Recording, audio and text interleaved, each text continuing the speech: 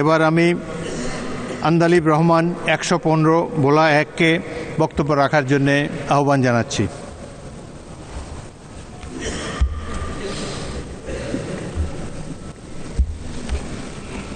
ধন্যবাদ মাননীয় স্পিকার।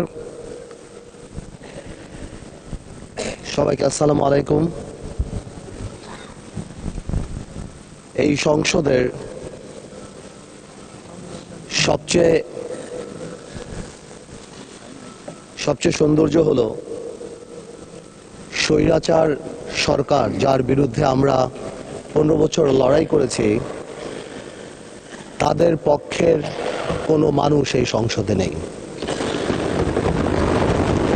এই একটা জায়গাতে আমরা একটা কমন থ্রেড রেখে দিয়েছি যে আমরা সবাই গণতন্ত্রকে সামনে রাখব, আর যেই আত্মত্যাগ, যে হাজার হাজার মানুষের আত্মত্যাগ এবং যেই শহীদদের কথা এই সংসদ যখন আরম্ভ হলো, সরকার দল থেকে এবং বিরোধী দল থেকে যে বলা হলো, যাদের নাম নেওয়া হলো, স্মরণ করা হলো, এই সবার প্রতি জানি সম্মান রেখেই আগামীতে আমরা এই সংসদ চালাতে পারি, আমরা জনগণ ও মানুষের কথা বলতে পারি, সেটাই আমি আশা করব।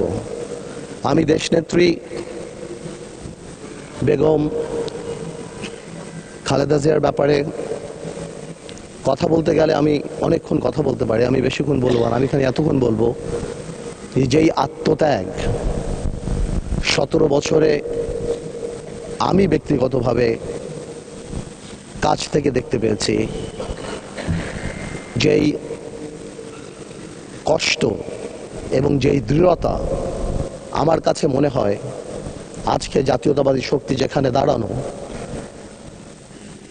যে মরহুম বা মৃত দেশনেত্রী খালেদা জিয়া জীবিত খালেদা জিয়া হচ্ছে অনেক বেশি পাওয়ারফুল, অনেক বেশি শক্তিশালী।